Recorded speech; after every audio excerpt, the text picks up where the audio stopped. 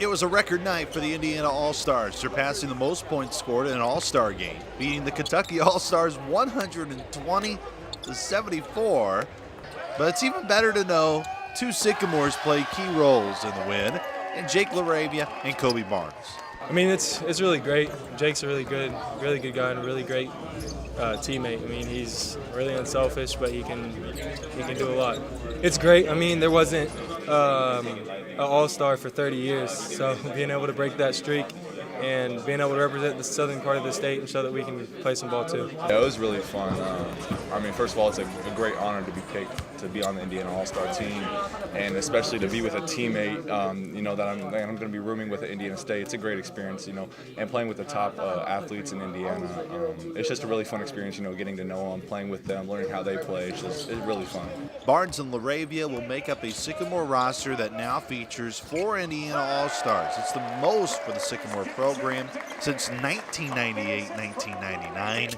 which this year will only be the 5th time in Sycamore history that Indiana State has had 4 Indiana All-Stars on the roster at the same time. I mean, it's great. They say Indiana produces the best high school basketball, so I'm sure we're going to have a couple arguments in the locker room about that. But, I mean, those guys are all great. I mean, I've talked to Davion and Cooper a lot. They were really my main recruiters, even more than the coaches.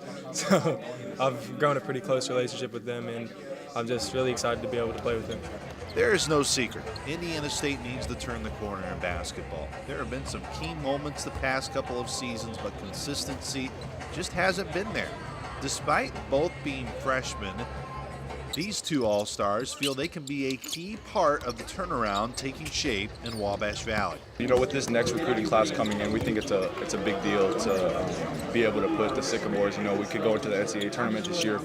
This summer we work hard and we get straight. But yeah, me, Kobe, and Jared, we've been talking every day. Saying we're going to turn this program around. We just are very versatile, from Jake to Trey to Jared to Big Ogbo and to me. I mean, I feel like we're all versatile. We can all do a lot of different things really well.